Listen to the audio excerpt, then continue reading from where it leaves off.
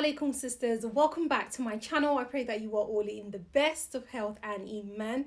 If you are new, welcome. My name is Nafisa. I am a Muslim life coach and I support Muslim women with relationship and mental health issues. So if you're interested in being coached in those areas, you can find me over on my website, which I will leave linked in the description box down below. But over here on YouTube, I make Islamic lifestyle as well as dawah content. So if you're interested in that, then definitely make sure you hit that subscribe button down below. So today's video is for my married women. We are going to have a very adult conversation about the things that you can do to strengthen your marriage. If you have little kids around, I suggest you watch this video when they're not around. Even though you guys know me, I'll try to keep it as formal and as clean as I can. But my first comment is going to be on a topic that you might not want your children to listen to or hear about. So I'm just giving you a quick warning on that. But anyways, if the coast is clear and you're ready to listen, here are some of the things that you can do to strengthen your marriage. I'm going to use this quick opportunity to say, before someone thinks, Nafisa, what's going on with your hijab? I'm actually fully covered, and this is one of the ways that I like to wear my African attires. I simply just have a ninja hijab underneath it, and I tie my African head wrap, and then I will usually put another hijab to cover my chest area. This is just a style that I love to do. If you want to know how I do this, I'll link a video that I made years ago on how I tie my hijab this way. Anyways, let's get straight into today's video. Point number 1: keep the physical intimacy alive. Sisters, I feel like I have the platform to address you guys specifically, myself included first. This is advice for myself first before it is to you. I think us women underestimate the importance of physical intimacy when it comes to our husbands.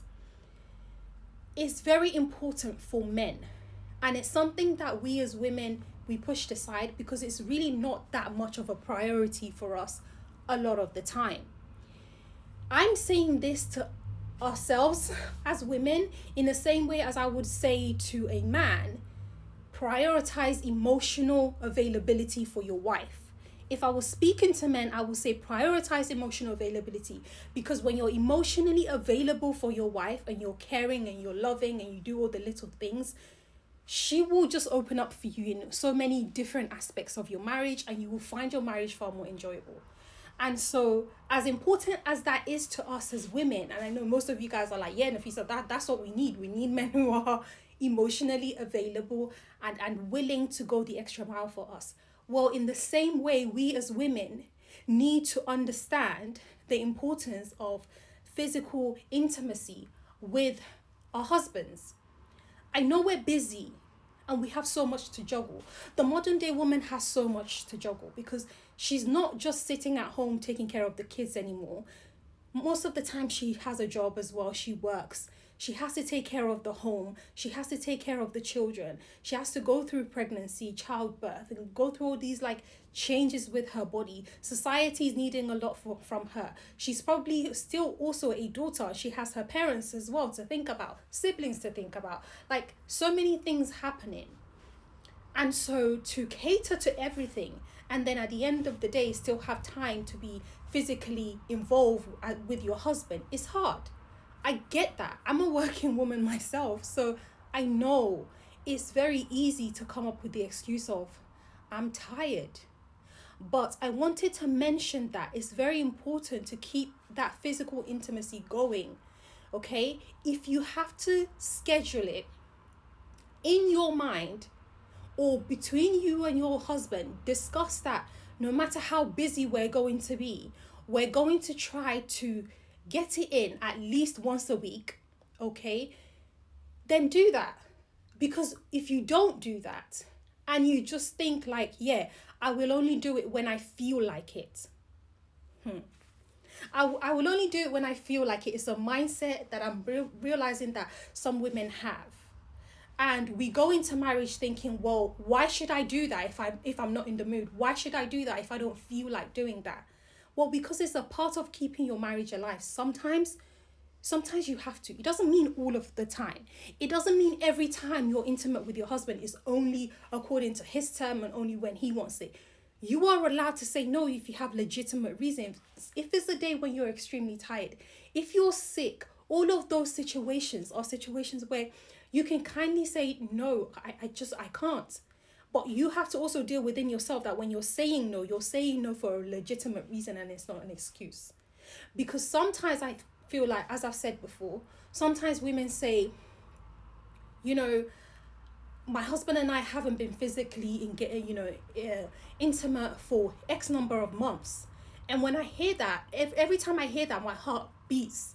Because I'm like, months? He's a man, sis. And you're going through months without any physical intimacy. Are you sick? No. Okay, mentally, are you okay? Well, I'm tired, I'm exhausted, I'm looking after the children. Okay, yeah, I hear all that. But is there anything majorly wrong with you? No. And you're going through months. And some of our husbands won't even complain. And sometimes that can be the most dangerous ones, because the ones who may not even complain might be the one who springs up another woman on you before you know it, right? And so we make excuses because we feel like, well, if I don't feel like it, then I don't want to have to do it unless I feel like it. And on that topic, there's a way that it's said, but I don't want to say it like that. But I think when I say what I'm going to say, it's going to make sense. There is enjoyable physical intimacy with your husband, and there's dutiful physical intimacy with your husband. And it doesn't mean that just because it's dutiful, it can't become enjoyable. But what I mean by the dutiful part is just, sometimes you just got to do what you got to do. You know what I mean? You just got to do what you got to do. It's not your best day. You're not really in the mood. You're not really in the mind frame, but you do it to please Allah first and foremost, because that intimacy within marriage, you are rewarded for it. So it can be seen as an act of worship, and also to keep your marriage alive and keep your marriage going. So that at least if that man was to ever step out, he can never use the excuse of, and my wife doesn't even allow me. He can never use that excuse against you.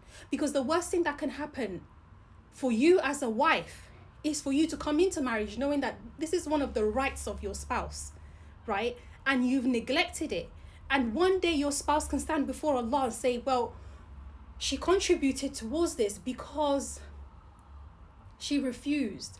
And for Allah to know that in your heart, you just refused because you were trying to be stubborn, or you just refused because you were trying to punish him. Because sometimes some of us women, we do this thing and we don't admit it to ourselves. And it's not until you dig deep down and you're wondering why it is that you've gone so long without physical intimacy with your husband that you realize that you're really hurt by a lot of the things that he's done. So it's almost a way of punishing him, and hoping that by you pulling that away, then he's going to start to behave and he's going to understand. Now, men are very black and white. They probably won't make the link. You not being that intimate with them, the way they may interpret it, if there's nothing majorly wrong with you, like I said, you're not sick, it's not like you've just given birth, you're not on your cycle, there's nothing majorly blocking you. If you just refuse for the sake of just refusing, they take it as a rejection of them, right? So my wife doesn't love me, my wife doesn't respect me, my wife doesn't honor me, and then all of a sudden the little things that you're doing is annoying him and frustrating him. Why? Because he's not having those needs met. And it doesn't mean that what's important for the man is the only thing that's important. Why are people not considering what's important for women? Again, this channel is almost 100% women's subscriber base. I have over 90% subscribers of my channel are women. So most of the time I address women. That's why I'm telling you this. It doesn't mean that your husband doesn't have any work to do on his side. That's not what I'm saying. So please, prioritize physical intimacy in your relationship. If it's not happening and it hasn't been happening, it says you need to remedy it. You need to remedy it and you need to do it fast, okay? Find ways. Women, we've got our little ways, okay? If he married you, chances are he's attracted to you. So you can find a way to lure him in. He's your husband. You're allowed to do that, okay? And just make sure that it's happening because it's really important. Number 2, I think this second one is going to please most of you women, which is to have regular date nights. And dare I say, most men are not the romantic type who are even going to remember that they need to set up a date night. So sometimes you might have to be the one that initiates this and starts this off, and then later on just say, okay, you know what, we need to start taking turns. Like, let's set a rule, like every month we go out somewhere, or we stay indoors, but we spend some time alone together, some quality time alone. It doesn't have to lead to anything, but to where we can just talk and we can just be a couple. Because especially once kids start coming into the thing, into your marriage, it can be easy to forget what it's like for it to just be you and your husband. So these date nights can be very helpful in keeping your marriage alive, to where you can talk and you can have different experiences. And it's the positive experiences that you will have in your marriage that will get you through the harder times, because at least then you have positive memories to think about. Sometimes when I'm coaching sisters, I say to them, what are some of the positive memories that you have of events between you and your husband? And sadly, a lot of sisters can't really think of anything. Nothing really stands out. It's like, yeah, he's kind to me, he's good to me at home, we live a normal life, but there's nothing special, so these date nights can be times where you set up something special, and then you might say to him, okay, if I organize 1 month, you can organize the other. Now I'm telling you, if you say that, he will probably forget a couple of the months. Okay, he will forget. You're gonna have to remind him. But if he seems to be making a bit more of an effort, then just take that on board and be grateful for that, and make a big deal out of that, because then he's more likely to keep repeating it if you keep making a big deal out of the positive things that he does. Because us women can get really used to complaining about the negative things that our husbands do, so much so that when they do something positive, we just kind of take it for granted, and we're like, yeah, well, that's what he's supposed to do anyway. But actually, he's a human being, and every human being is encouraged by praise, right? So the more someone is praised for something, the more you make a big deal out of it, the more likely it is that they're going to remember that, oh yeah, she really likes this thing, so I'm going to do it again, right? So you encourage that positive behavior through positive reinforcement. So try to set up date nights between yourself and your husband. It will also enable you to have your emotional need met, to where it's not like the only time that you're connecting is when you're being physically intimate. You have these date nights to talk, get things off your chest, connect emotionally, psychologically. So you have your needs as a woman also met, right? So if you're not doing any of that, if you don't ever remember having any date night with your husband, please try it. It can literally just be like, tonight we're going to send all the kids to bed, and it's just going to be you and I. We're going to sit down, we're going to get a board game and play a board game together, or I'm going to order a special meal and it's just going to be for you and I to have to eat. The kids are not involved. Something, simple. It doesn't have to be costly, and it doesn't always mean that you always have to go out. It's just sometimes it's nice to go out so you can have a change of environment, okay? So try that. Number 3, which I really actually initially, as I was organizing this in my mind, wanted to put this as number 1. But number 3 is for you guys to worship together. Have some type of a worship action that you do together. I remember one time speaking to a brother who was telling me that him and his wife, they have this habit where I think it's every Thursday or once a month or something like that, they always fast together. And I was like, you know what? That's amazing. I feel like if we did more of that, we would feel like we're spiritually growing together. So it could be that you choose a particular day to fast together. If there are classes for both brothers and sisters in the masjid, then you can pick one day a week that you go to the masjid as a family, or you go to the masjid as a couple, and your husband is in the brother's class and you are in the sister's class, and you go to classes at the same time. Sometimes we underestimate things like that. Sometimes it's having time to sit down after, or even pray together. Just choosing a salah that you pray together always as a family. Some people are just so busy and they have such separate lifestyles that couples never pray together, families never pray together. Having time to pray together. After you pray together, having time to sit down, and everyone makes a little bit of their own dua, but you make dua together as a family. So your husband makes dua, then you make dua, then the kids make their duas as well. And it's nice sometimes to have to listen to what other people are asking Allah subhanahu wa ta'ala for. And especially if you're a family, it's a good way to start teaching the children about being a unit, and praying for certain things together. And if things that you want as a couple, you can ask Allah together. I just think it has a lot more power in it when you're doing it together and you don't feel like you're doing it alone. Again, that way you can feel like you're spiritually growing together. And it can be so important, because sometimes the things that make marriages break apart is that one partner within the marriage is spiritually developing, whilst the other partner is either stagnant or they're just going down. So you have this happening, and the gap becomes so big sometimes that people just can't ignore it anymore, and it begins to create friction within the marriage, and before you know it, the marriage falls apart. So having Allah as your common goal and worshipping Him together in one way or another is very important. So think about your lifestyle and pick something that you and your husband can do together as a couple as it relates to the worship of Allah subhanahu wa ta'ala. And I'm telling you, it will bring you closer far more than you think. Number 4, keeping family members in check. Keeping family members in check can be a lifetime of an effort, or it can feel like you just keep, that's all you're constantly dealing with, is trying to keep family members at bay, trying to get them to mind their own business, trying to get them to stay away from your business. But sometimes it's our fault, because we take our business to these people, and then when they have a negative opinion of our partners, we then try to remedy and be like, no, but my husband's not really like that. Well, if your husband's not really like that, if you think about all the things you've ever said about your husband to this person, they've always been negative things. How many positive things have you gone and said? And if you know you don't want to say positive things because you don't want an evil eye on your marriage or whatever, then keep quiet, okay? Either tell someone you really, really trust like that. And if you don't trust anyone like that, there are people in this life, they're just like, I don't have anyone in my life that I trust like that. And if that's how you feel, then you know what? Get counseling.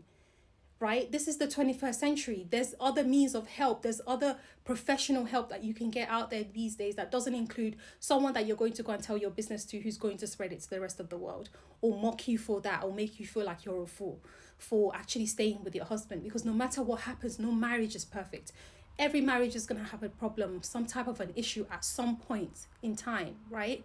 But if you weigh the good and the bad, you have to come to a conclusion sometimes that, you know what, the good outweighs the bad. And so I'm willing to ride out the difficult times. Well, if all you ever do is go and complain and talk trash about your husband to other people outside, then you can't be surprised why that person doesn't like your husband, because as far as they're concerned, all they know about him is negative, right? So managing family members and knowing what you should be saying about your husband or your wife and what you shouldn't be saying is very important.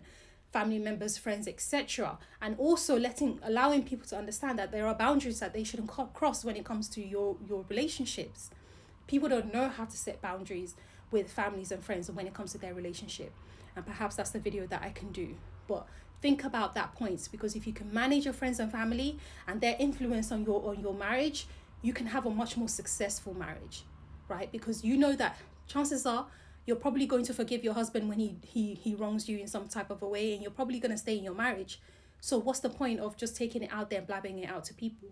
If you need to get it out, you just need to know that you need to get it out in a safe place. So managing family and friends, very, very important to keeping you happy in your marriage and strengthening your marriage. And that's not just for you, but also for your partner. Last but not least, thing that I think is important to mention when it comes to strengthening a marriage is not abusing the finances of your partner. So whoever is like the higher earner within the family, or whoever contributes more within the family, the other person has to be conscious not to abuse the finances of that person. Don't go and spend your husband's money because you just think, yeah, but he works, and so I'm just going to spend his money anyhow. You could have bought something with a, during the sales or for a better price, but you think, oh yeah, because the money's there, I'm just going to go blow out any amount of money I want on it, and you waste his hard work, and then you wonder why there's friction between the two of you in marriage. Finances is one of the biggest reasons and causes of divorce between couples. So in order to strengthen your marriage, you need to be someone that is quite careful and cautious about managing your family's finances very well. So at least your husband can know that when it comes to that, you're not abusing what he works so hard for.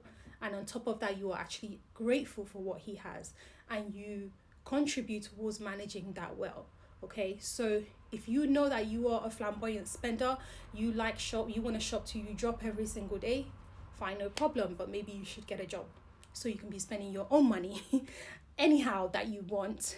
And it doesn't have to be his money that is just being spent anyhow. So money is very, very important thing to manage well in order to strengthen your marriage. It's very important that you manage your money well, including making sure you have some of your own. I always say it and I always have to slip it in there because I've just seen too many sisters hurt because, or stuck in situations they can't get themselves out of just because they don't have the financial stability within themselves to be able to get out. So have your own money, but at the same time, if you're part of the household and you spend your husband's money as well, please don't be abusive with the way you spend your husband's money. Okay, he works hard to bring in that money, so just shop wisely. Okay, buy the things that are necessary. Sometimes you can buy nice things for yourself, but just don't be wasteful of his resources, is what I'm really getting at, insha'Allah. So guys, those are the 5 things that can help to strengthen your marriage. If you want more like coaching on any issues regarding marriage, don't forget you can contact me via my website, insha'Allah. But I hope this video has been helpful to you, and if you've enjoyed it, please make sure you give it a thumbs up. If there's anything else you want to add, leave it in the comment section down below, or any thoughts that you have regarding some of the things that I've said, you can leave it in the comment section down below. And share this video with other sisters that you feel may benefit from the content of today's video. And insha'Allah guys, I will see you guys in my next one. Asalamaualaikum wa rahmatullahi wa barakatuh.